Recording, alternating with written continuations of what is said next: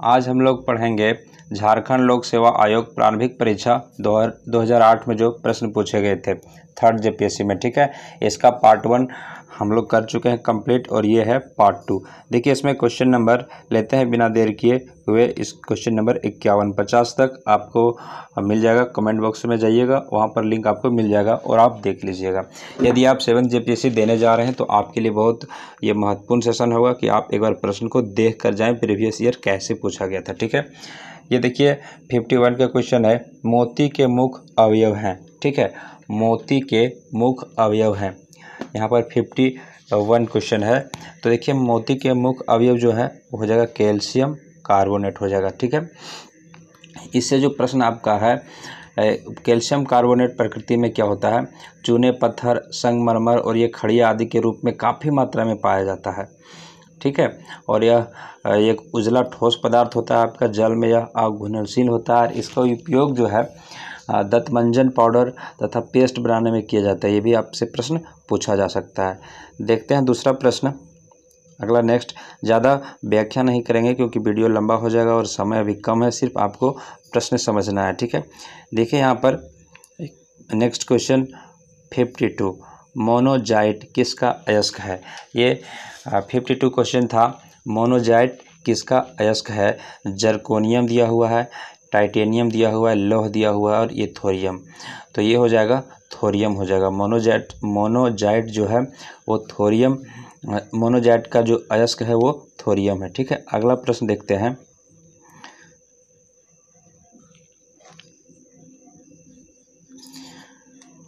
Question number 53, लोहे में जंग को रोकने के लिए उपयोग किया जाता है। देखिए लोहे में जंग को रोकने के लिए ये आपका पहला ऑप्शन है जिंक, मैग्नीशियम, क्लोरीन और ये तांबा। तो ये जिंक का उपयोग किया जाता है। ठीक है, अगला प्रश्न देखते हैं 54, क्वेश्चन नंबर 54 बोलता है विश्व में उपयोग में लाई जाने वाली प्रथम धातु थी। विश्व में उपयोग में लाए जाने वाली प्रथम धातु कौन सी थी। तांबा, चांदी, सोना या लोहा, कौन सी थी। ठीक है, ये क्वेश्चन नंबर 54 है।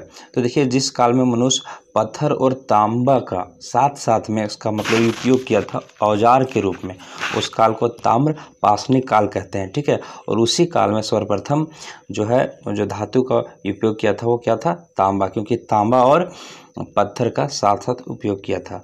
अगला प्रश्न हम लोग देखते हैं नेक्स्ट ये 55 नंबर प्रश्न है।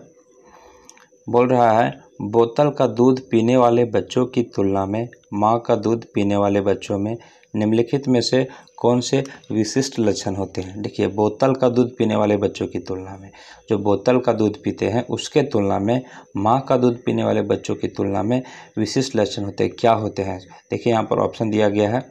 सबसे पहले हम लोग ऑप्शन को देखते हैं।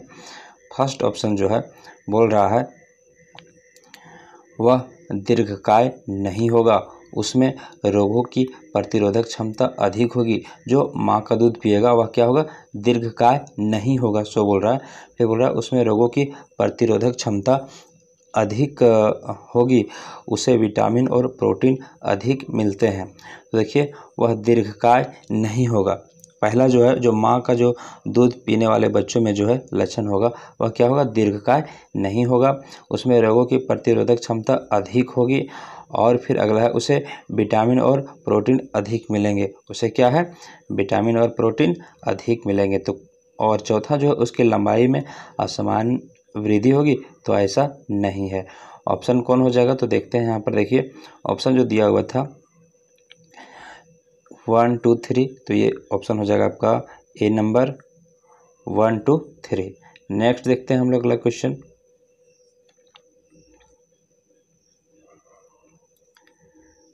अगला क्वेश्चन था 56, निम्नलिखित प्राणियों में से कौन सा अपने शरीर में जल का संग्रह कर लेता है। कौन प्राणी है, मोलाक है, ऊँट है, जेब्रा है और यूरेमेस्टिमस है। तो देखिए यहाँ पर जल का संग्रह जो कर लेता है ये काफ़ी कॉमन क्वेश्चन है, ऊँट है। ऊँट कई दिन बिना पानी पिए रह सकता है। तो क्या करता है वो अपने शरीर में जल का संग्रह कर लेता है। अगला देखते हैं नेक्स्ट प्रश्न।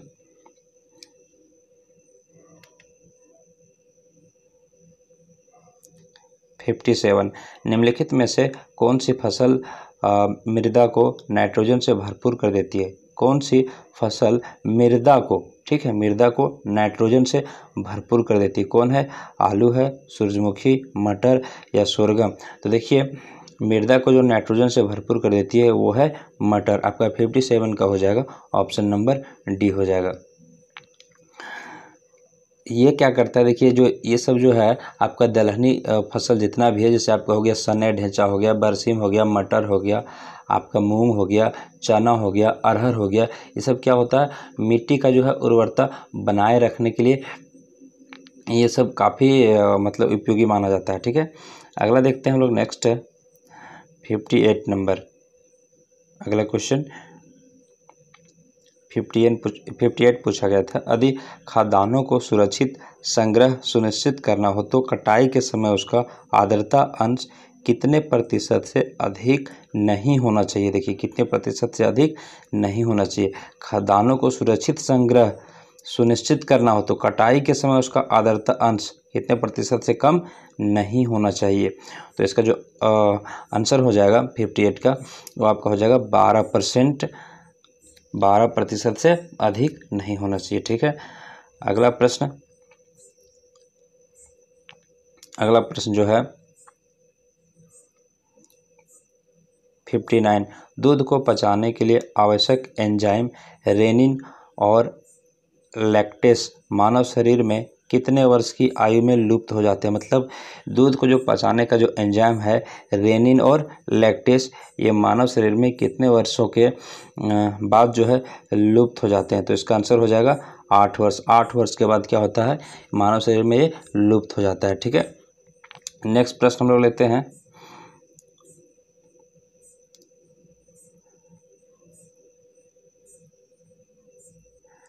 ये 60 नंबर क्वेश्चन। किस प्राणी के प्लाज्मा में हीमोग्लोबिन का विलय हो जाता है? पूरा किस प्राणी के प्लाज्मा में हीमोग्लोबिन का विलय हो जाता है? बहुत ही इंपॉर्टेंट क्वेश्चन है, ये बार बार पूछे जाते हैं, रिपीटेड प्रश्न है। ठीक है, हीमोग्लोबिन का जो है विलय हो जाता है उसके प्लाज्मा में, कौन सा प्राणी है? मेढक दिया ऑप्शन, मत्स्य है, मानव है और केंचुआ है। 60 नंबर क्वेश्चन है, तो इसका हो जाएगा आंसर केंचुआ। केंचुआ का जो है प्लाज्मा में हीमोग्लोबिन का विलय हो जाता है केंचुए में। ठीक है, अगला प्रश्न हम लोग लेते हैं क्वेश्चन नंबर 61। यहाँ पर 61 में देखते हैं पूछा गया था किस विटामिन को हार्मोन माना जाता है? कौन विटामिन है जिसको हार्मोन माना जाता है? ये विटामिन सी, विटामिन बी और विटामिन डी। तो देखिए विटामिन डी को हार्मोन माना जाता है। ठीक है, अगला प्रश्न हम लोग लेते हैं ये 62 में देखिए क्या पूछा गया था। मनुष्य को प्रतिदिन कितनी मात्रा में आयोडीन मिलनी चाहिए? तो मनुष्य को जो है आयोडीन कितना मिलना चाहिए? 60 ग्राम, 100 ग्राम या 150, ये 20 ग्राम मिलना चाहिए। ठीक है, ऑप्शन नंबर बी इसका राइट आंसर हो जाएगा। अगला हम लोग देखते हैं नेक्स्ट प्रश्न। ये क्वेश्चन नंबर 63 है। ये क्वेश्चन नंबर आपका 63 सर्वाधिक दूध देने वाली बकरी है? थार, पारकर, मेरिनो, जमुना पारी और पश्मीना, कौन है? तो ये देखिए जमुना पारी है, ये सबसे अधिक दूध देती है। अगला हम लोग देखते हैं ये 64 प्रश्न पूछा गया था। किस प्राणी के प्लाज्मा में ब्लड सस्पेंडेड होता है अथवा बनता है? किस प्राणी के प्लाज्मा में ब्लड सस्पेंडेड होता है या फिर बनता है? किस प्राणी में? क्वेश्चन ये 64 था, तो आपका ये हो जाएगा मेढक में ऐसा होता है। किसमें होता है? मेढक में होता है। अगला प्रश्न देखेंगे हम लोग। पक्षी उड़ने के समय इधर उधर गिरने लगता है, जिसे रोकता है। देखिए पक्षी जब उड़ता है तो इधर उधर गिरने लगता है, जिसे रोकता है। कौन? पंखों को सिकुड़ाकर, पंखों को फैलाकर, पंखों को ऊपर नीचे कर, हवा के साथ उड़कर?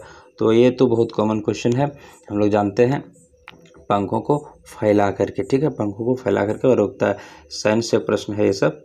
अगला हम लोग देखते हैं नेक्स्ट 66 पूछा गया था। अभी तक आपका ये विज्ञान से प्रश्न चल रहा है, ठीक है। क्वेश्चन नंबर 66, मनुष्य के शरीर में रक्त का कौन सा भाग रोगों का प्रतिरोध करता है? कौन सा भाग जो है रोगों का प्रतिरोध करता है, मतलब रोग नहीं होने देता है? आरबीसी है, सी प्लाया है, वसा है या डब्ल्यूबीसी है? इसका आंसर हो जाएगा डब्ल्यूबीसी। आपको देखते जाना है क्योंकि जेपीएससी कहाँ कहाँ से किस तरह से प्रश्न उठाता है। आप जैसा तैयारी किए हैं अपने अंदर आप एनालिसिस करिएगा कि आप जो तैयारी कर चुके हैं या कर रहे हैं तो आपका तैयारी कहाँ तक है और किस स्तर तक पहुँचा है, ठीक है। क्या ज़रूरत है और पढ़ने का आपको जानना ज़रूरी है और इस वीडियो के माध्यम से आप उसे जान सकते हैं।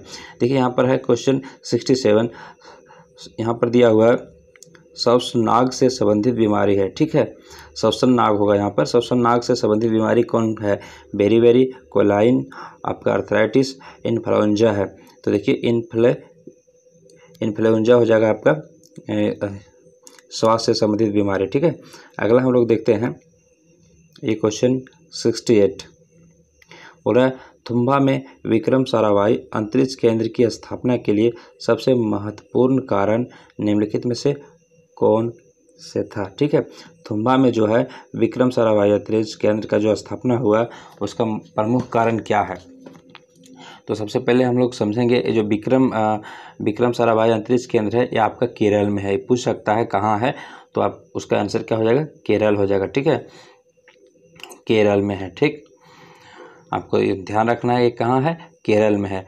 और देखिए यहाँ पर कारण क्या है इसको यहाँ पर स्थापना करने का। तो फर्स्ट ऑप्शन था उस स्थान से पूर्व, पश्चिम और दक्षिण समुद्र निकट है, पहला। फिर अगला देखते हैं दूसरा क्या दिया हुआ था, वह भारत के ऐसे नगर के निकट है जो भौगोलिक विषुवत रेखा के निकटतम है, दूसरा। तीसरा है वह भूचुंबकीय विषुवत रेखा पर स्थित है, चौथा। थुम्बा के निकट वाम अंतरिक्ष विचित्र वायुमंडलीय परिघटना प्रस्तुत करना। तो देखिए यहाँ पर हो जाएगा सी आंसर हो जाएगा, वह भूचुंबकीय विषुवत रेखा पर स्थित है, ठीक है, इसलिए वहाँ उसका स्थापना किया गया है। नेक्स्ट देखते हैं हम लोग 69 क्वेश्चन था यदि जल का प्रदूषण वर्तमान गति से होता है तो अंततः जल का चक्र बंद हो जाएगा। फर्स्ट, वर्षण घट जाएगा, जल पादपों के लिए ऑक्सीजन के अणु अपर्याप्त हो जाएंगे, और एक और है यहाँ पर जल पादपों के लिए नाइट्रेट अपर्याप्त हो जाएगी, ठीक है। आपको यहाँ पर देखिए ऑप्शन दिया हुआ था 4 ऑप्शन, तो इसका जो हो जाएगा यदि जल का प्रदूषण वर्तमान गति से कम होता है तो जल पादपों के लिए ऑक्सीजन के अणु अपर्याप्त हो जाएंगे, ठीक है। जल का प्रदूषण जो है वर्तमान गति से होता रहा तो वह क्या हो जाएगा? जल पादपों के लिए ऑक्सीजन के अणु अपर्याप्त हो जाएंगे। अगला हम लोग देखते हैं क्वेश्चन नंबर 70। क्वेश्चन नंबर 70 में है निम्नलिखित में से कौन सी गैस ग्रीन हाउस गैस के रूप में नहीं मानी जाती है? कौन ऐसा गैस है जो ग्रीन हाउस के रूप में नहीं मानी जाती है? Carbon dioxide, methane, nitrous oxide और क्लोरोफ्लोरोकार्बन। कौन सी हो जाएगी? तो यहाँ पर ही हो जाएगी कार्बन डाइऑक्साइड हो जाएगा। कौन हो जाएगा? कार्बन डाइऑक्साइड इसका आंसर हो जाएगा ऑप्शन ए 70 का। अगला हम लोग देखते हैं क्वेश्चन नंबर 71 क्या पूछा था 71 बोल रहा है SLV-3 है, क्या उपग्रह है, यान है, उपग्रह प्रक्षेपण यान है, रिएक्टर है, ठीक है। तो SLV-3 जो है इसका पूरा नाम है सैटेलाइट लॉन्चिंग व्हीकल। यह देश का प्रथम उपग्रह प्रेक्षण यान है। क्या है? देश का प्रथम उपग्रह प्रेक्षण यान है। ऑप्शन नंबर सी हो जाएगा इसका राइट आंसर। अगला हम लोग देखते हैं क्वेश्चन नंबर 72 पूछा गया था CC क्या है? कंप्यूटर की भाषा है, व्यापारिक भाषा है, कृषि का कोड है, या आपका एक से अधिक व्यक्ति को ईमेल की कॉपी भेजना है? क्या हो जाएगा? तो CC जो आपका है वो एक से अधिक व्यक्ति को ईमेल कॉपी भेजना है, ठीक है। कंप्यूटर से प्रश्न था तो आप लोग कंप्यूटर का भी प्रश्न कर लीजिएगा। अगला जो है प्रकनली शिशु के बारे में कौन कथन सत्य है? ठीक है, प्रकनली शिशु के बारे में कौन सा कथन सत्य है? प्रकनली में डिम निषेचित होता है, प्रकनली में बच्चे का जन्म होता है, प्रकनली में बच्चे की वृद्धि होती है, या फिर उपरोक्त में से कोई नहीं। तो यहाँ पर देखिए प्रकनली में डिम्ब क्या होता है, निषेचित होता है। 73 का हो जाएगा ऑप्शन नंबर ए हो जाएगा राइट आंसर। अगला हम लोग देखते हैं क्वेश्चन नंबर 74। देखिए ये जो 2008 में जो पूछा गया था उसमें कुछ सिलेबस कुछ चेंज था, ठीक है, इसलिए उसमें मैथ रीजनिंग भी पूछा गया था। ये देखिए रीजनिंग का सवाल है, 2008 में सिलेबस कुछ चेंज था और वहाँ पर देखिए रीजनिंग का सवाल पूछा गया है। आप लोग इसको देख लीजिएगा, ठीक है, वीडियो रोक करके। अगला हम लोग देखते हैं क्वेश्चन नंबर ये 75। ये भी देखिए रीजनिंग से सवाल था आपका, 75 जो है आपका रीजनिंग से सवाल था। ये भी ये दिया हुआ था 462, 420, 380। एक्स के जगह पर पूछा था क्या होगा 306, ठीक है। तो यहाँ पर एक्स का मान बताना था क्या होता है। रीजनिंग आप लोगों को पता है किस तरह से बनाया जाता है, इसमें इसको डिक्रीज करके फिर इसमें ये करके फिर इसमें डिक्रीज करके, ठीक है, इस तरह से आप बना लीजिएगा। अगला हम लोग देखते हैं नेक्स्ट क्वेश्चन नंबर 76 जो है ये भी देखिए 76 कौन संगीतकार वादकों और वायोलिनिस्ट के संबंध को सही रूप में व्यक्त करता है, ठीक है। तो यहाँ पर देखिए 4 ऑप्शन दिया हुआ था। ये भी रीजनिंग का प्रश्न है लेकिन ये थोड़ा सा जीएस से रिलेटेड है, इसलिए इसको हम क्लियर कर देते हैं आप लोग को। तो यहाँ पर देखिए कौन सा हो जाएगा, कौन संगीतकार, ठीक है, फिर वादकों और वायोलिनिस्ट के संबंध को सही दर्शाता है। Question number 76। तो हम लोग जानते हैं सबसे पहले यहाँ लेते हैं वादक, ठीक है, वादक लेंगे तो सभी वायोलिनिस्ट वादक होते हैं, ठीक है। जितना भी वायोलिनिस्ट होगा वो आपका वादक होगा और सभी वादक संगीत होता है। तो यहाँ पर ये जो संबंध हो जाएगा आपका संगीतकार वादक, ये हो जाएगा अंदर वाला वादक हो जाएगा, ये वादक हो गया, ठीक है। वादक के बाद हो जाएगा ये संगीतकार, सभी वादक संगीतकार होते हैं और फिर वादक संगीतकार क्या हो जाएंगे आपका, हो जाएंगे वायोलिनिस्ट हो जाएंगे, ठीक है। तो ऑप्शन कौन हो जाएगा, ए हो जाएगा इसका राइट आंसर। ऐसे भी आप लोग रीजनिंग पढ़ते होंगे तो आप लोग को ये समझ में आ रहा होगा कि कैसे इसका आंसर हुआ। फिर देखिए मैथ का प्रश्न पूछा गया था, अभी तक रीजनिंग था और अब आया मैथ का क्वेश्चन। ये 77 एक ही मैथ अभी तक मिला है। राम और श्याम किसी कार्य को 60% किसी कार्य के होगा 60% किसी कार्य का होगा यहाँ पर, ठीक है। 60% करने के लिए 4 दिन लेते हैं, तब राम चला जाता है और श्याम शेष काम को पूरा करने में 8 दिन लगाता है। यदि राम अकेला सारा काम करता है तो उसे कितना समय लगेगा। देखिए अब आपको टेंशन नहीं लेना है, अब ये हट गया मैथ और रीजनिंग। मैथ और रीजनिंग आपका अब नहीं पूछा जाएगा, ठीक है। जेपीएससी में मैथ और रीजनिंग आपसे नहीं पूछा जाएगा, इस चीज़ का आपको ध्यान रखना है। अगला देखते हैं नेक्स्ट प्रश्न 78 है। और एक मनुष्य स्थिर नाव से 5 मीटर पर सेकंड की चाल से कूदा और नाव 0.5 मीटर प्रति सेकंड की चाल से खिसकी। बताइए कि नाव का द्रव्यमान मनुष्य के द्रव्यमान का कितना गुना है। देखिए ये भी आपका मैथ का प्रश्न था, ठीक है। अगला हम लोग देखते हैं 79। ये आपका पूछा गया था निम्नलिखित में से किस आकृति को उसके किसी एक सीधे किनारे पर घुमाया जाए तो वह एक शंकु बन जाएगी, ठीक है। मान लेते हैं निम्नलिखित में से किस आकृति को उसके किसी एक सीधे किनारे से घुमाएंगे तो वह शंकु बन जाएगा। समबाहु त्रिभुज, वृत्त का तिर्यखंड, वृत्त का खंड, ये सब तो नहीं बन सकता है, ठीक है। शंकु, वृत्त का खंड, समकोणीय त्रिभुज या समबाहु त्रिभुज, ठीक है। ये आपका 79 पूछा गया था। तो देखिए यहाँ पर ये हो जाएगा समकोणीय त्रिभुज अगर बनाते हैं इसको घुमाएंगे तो समकोण नहीं बनेगा, समबाहु को ये भी खत्म, तो आपको डी ऑप्शन बन जाता है जो आपका सही हो जाएगा। अगर आप समकोण को ऐसे घुमाएंगे, एक सिरे से घुमाएंगे तो इधर से समकोण ये शंकु बन जाएगा आपका, ठीक है। ये मैथ का प्रश्न है, देख लीजिएगा, आपका ये हो जाएगा ऑप्शन नंबर डी हो जाएगा इसका। अगला हम लोग देखते हैं 80 नंबर क्वेश्चन। बी के निम्नलिखित में से कौन सा मार्ग सबसे छोटा बनेगा, ठीक है। ये भी आपका मैथ का प्रश्न था। 80 4-5 प्रश्न हो गया। देखिए 6वां प्रश्न भी किसी घन के पृष्ठ का क्षेत्रफल 216 वर्ग मीटर है तो उसका आयतन क्या होगा। आपको पता है कि घन का पृष्ठ क्षेत्रफल क्या होता है, 6 गुना भुजा स्क्वायर होता है, वहाँ से आप निकाल सकते हैं इसको, ठीक है। फिर अगला जो प्रश्न दिया हुआ है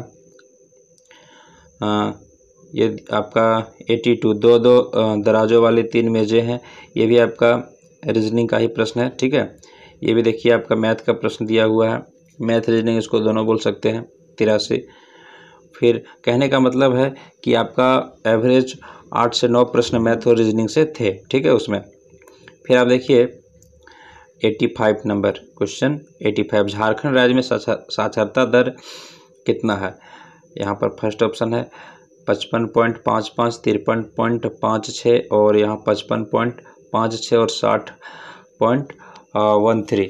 तो देखिए जो 2008 में हुई थी, तो हम लोग को देखना पड़ेगा 2011 जनगणना हुआ था उसको नहीं देखना पड़ेगा, 2001 में जो जनगणना हुआ था उसको देखना पड़ेगा। क्यों? क्योंकि यहाँ पर एग्ज़ाम 2008 में हुआ है। तो यहाँ पर देखिए हम लोग देखेंगे कि साक्षरता दर उस समय कितना था, किसके अनुसार, 2001 के अनुसार। तो 2001 के अनुसार जो साक्षरता दर था झारखंड का, वो आपका इसका 53 पॉइंट आपका था ऑप्शन में, तो एक भी नहीं मिल रहा है। 85 का जो आपका हो जाएगा 53 पॉइंट, और आपका यहाँ पर ये 56 आपका जो ऑप्शन नंबर बी दिख रहा है ना, वही आपका आंसर होगा। लेकिन यहाँ पर बी पूरा तरह से सही नहीं है, क्योंकि 53 पॉइंट यहाँ पर 63 था, ठीक है। तो ये भी ऑप्शन नहीं सही कहा जा सकता है, लेकिन नियरेस्ट में आप मार सकते हैं इसको, ऑप्शन नंबर बी को। अगला हम लोग देखते हैं 86, झारखंड राज्य में कितने प्रखंड है। देखिए प्रखंड वगैरह जो होता है ना, ये सब इसमें वेरिएशन होते रहता है, चेंजेज होते रहता है, प्रखंड बनते रहते हैं। तो हमको देखना है उस समय कितना प्रखंड था। अभी तो देखा जाए तो अभी 264 है, ठीक है। बहुत बुक में आपको मिल जाएगा 265 मिल जाएगा, क्योंकि हेमंत सरकार ने एक और प्रखंड की घोषणा किया है। तो आपको हमेशा जब भी झारखंड का बुक आप पढ़ें, आप कोई भी कंपटीशन का तैयारी कर रहे हैं, तो आप लेटेस्ट बुक पढ़ें, ठीक है। तो आपके लिए डेटा सही मिलेगा। तो यहाँ पर जो उस समय जो प्रश्न आया था उसके अनुसार यहाँ पर हो जाएगा प्रखंड, या आपका 86 का आपका 211 प्रखंड हो जाएगा। उस समय कितना, 11 प्रखंड। कब, 2001 ईस्वी का जो जनगणना हुआ था उसके अनुसार, उसी के अनुसार यहाँ पर ऑप्शन दिया हुआ है 211। नेक्स्ट हम लोग देखते हैं क्वेश्चन नंबर 87, झारखंड भारत का कौन सा राज्य है। तो ये बहुत कॉमन क्वेश्चन था, 28वां राज्य है। देखिए बहुत ज़्यादा लेवल नहीं था, अगर आपका तैयारी अगर अच्छा से है तो आप आराम से एग्ज़ाम को क्रैक कर सकते हैं। देखिए 88 है, झारखंड की स्थापना के बाद कितने ज़िले जोड़े गए थे। मतलब झारखंड की स्थापना जब हुआ था 15 नवंबर कब हुआ था, 2000 को। उसके बाद कितने ज़िले नए बनाए गए हैं, तो 6 नए ज़िले बनाए गए हैं, ठीक है। ऑप्शन नंबर आपका सी हो जाएगा राइट आंसर। अगला हम लोग देखते हैं 89, बोलता है ये जो 79 ऑस्कर पुरस्कार 2006 दिया गया है, किसको दिया गया है, ठीक है। 89 देखते हैं, तो यहाँ पर ऑप्शन दिया है फर्स्ट में 1 विलियन बेबी, द डिपार्टेड, कैश और रिटर्न ऑफ द किंग, किसको दिया गया था। तो यहाँ पर इसका आंसर हो जाएगा द डिपोर्टेड, ठीक है। ये हो जाएगा ऑप्शन द डिपोर्टेड, बी हो जाएगा। अगला प्रश्न हम लोग देखते हैं 90 प्रश्न, ये 90 पूछा गया था। विश्व कप कबड्डी का विजेता है भारत, ईरान, पाकिस्तान और बांग्लादेश। विश्व कप कबड्डी, यहाँ पर लिखा हुआ है विश्व कप कबड्डी का विजेता है, तो भारत हो जाएगा इसका आंसर, ठीक है। विश्व कप कबड्डी का जो विजेता है वो भारत है। अगला नेक्स्ट देखेंगे question number 91, south Asian carrom championship जीती, किसने जीती थी। उस समय का ये बात कर रहा होगा, तो किसने जीती होगी या फिर जीती थी किसने। तो यहाँ पर ये भारत ने, बांग्लादेश ने, पाकिस्तान ने, तो उस समय श्रीलंका ने जीता था, ठीक है। ऑप्शन नंबर बी हो जाएगा। फिर देखते हैं 92, क्योंकि ये सब करंट अफेयर से क्वेश्चन था उस समय के अनुसार। तेंदुलकर का 2007 में, 2008 में होता, देखिए 2007 का 1 साल बैक का क्वेश्चन पूछा है। तेंदुलकर का 2007 में कौन सा वर्ल्ड कप था, कौन सा उसका वर्ल्ड कप था। तो तेंदुलकर का 5वां वर्ल्ड कप था उसमें, ठीक है। अब नेक्स्ट देखते हैं 93 जो पूछा गया था, इसमें बोल रहा है मैग्सेसे पुरस्कार 2007 किस भारतीय को मिला है। यहाँ पर पी साईनाथ, राजेंद्र सिंह, शांता देवी और महाश्वेता किसको मिला है, ठीक है। 93 जो है वो आपको बोल रहा है कि मैग्सेसे पुरस्कार किसको मिला है, तो ये मिला है पी साईनाथ को। मैग्सेसे पुरस्कार पी साईनाथ को मिला है, ठीक है। देखिए फिलीपींस की राजधानी जो मनीला है उसमें जो है 2007 के रेमन मैग्सेसे पुरस्कार 31 अगस्त 2007 को ये 7 व्यक्तियों को दिया गया था, ठीक है, जिसमें से एक व्यक्ति कौन था, पी साईनाथ था, ठीक है। इसको आपको ध्यान में रखना है। नेक्स्ट हम लोग देखते हैं, अगर आपसे पूछा जाए मैग्सेसे पुरस्कार कौन देता है तो आपको यहाँ पर बताना है ये फिलीपींस देता है, ठीक है। फिर आपको देखिए नेक्स्ट जो क्वेश्चन है आपका 94, 33वें राष्ट्रीय खेल असम का स्वयंकर क्या था। ये आपका जेपीएससी 2016 में भी इससे क्वेश्चन था, जेपीएससी 2016 में भी क्वेश्चन था प्री में, ठीक है। झारखंड में जो खेल हुआ था उसका स्वयंकर पूछा था, जो छऊ था इसका आंसर, ठीक है। तो यहाँ पर देखिए यहाँ पूछा गया है 34वें राष्ट्रीय खेल असम का स्वयंकर क्या था, तो इसका हो जाएगा रोंगमोन था, ठीक है। अगला प्रश्न, साल्ट पीटर और अफीम के लिए प्रसिद्ध है। साल्ट पीटर और अफीम के लिए प्रसिद्ध है, कौन प्रसिद्ध है, बिहार, गुजरात, आंध्रा, यूपी, तो ये हो जाएगा यूपी इसका राइट आंसर। अगला प्रश्न था 96, बोल रहा है IAEA का मुख्यालय कहाँ, इंटरनेशनल, एक question number 96, international atomic energy agency का मुख्यालय कहाँ है, न्यूयॉर्क, पेरिस और आपका जेनेवा और वियना दिया हुआ है, ठीक है। तो इसका जो मुख्यालय है वियना है, कहाँ मुख्यालय है इसका, वियना मुख्यालय है।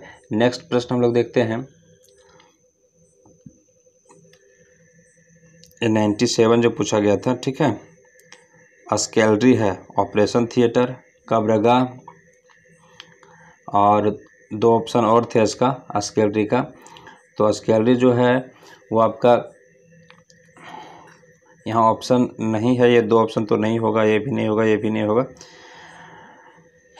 इसका 2 ऑप्शन यहाँ पर नहीं मिल रहा है। इस क्वेश्चन को आप देख लीजिएगा, ठीक है। नेक्स्ट हम लोग देखते हैं, ये देखिए आ गया है क्वेश्चन, ऑप्शन यहाँ पर आ गया है, देख लेते हैं। मछलियों का निवास स्थल और आपका इनमें से कोई नहीं,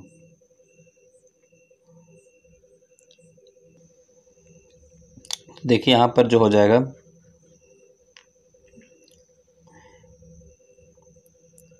ये जो आपका हो जाएगा स्केलरी है, ऑपरेशन थिएटर, कब्रगाह या फिर आपका मछलियों का निवास स्थान, इनमें से कोई नहीं। तो आपका यहाँ पर आंसर जो हो जाएगा इसका स्केलरी, ऑपरेशन थिएटर नहीं है, कब्रगाह भी नहीं होगा, और देख लेते हैं ऑप्शन 2 ऑप्शन और है, और यहाँ पर है देखिए मछलियों का निवास स्थल और इनमें से कोई नहीं, ये भी नहीं है, तो हो जाएगा इनमें से कोई नहीं। स्केलरी जो है ना वो पोलैंड के अल्टरनेटिव रॉक बैंड मिसोलोविस का 7वां स्टूडियो एल्बम है, ठीक है। नेक्स्ट हम लोग देखते हैं हैरी पॉटर 98, हैरी पॉटर के सहयोगी पात्र का नाम है, ठीक है, क्या नाम है उसका, तो विल्सन नाम है। नेक्स्ट हम लोग देखेंगे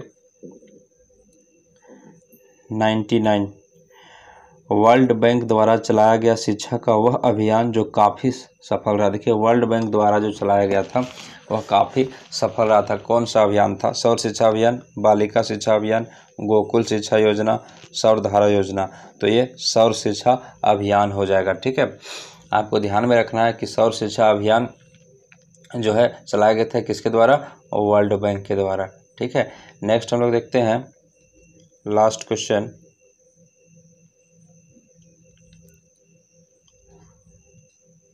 क्वेश्चन नंबर 100, नफीसा अली प्रसिद्ध है, ठीक है।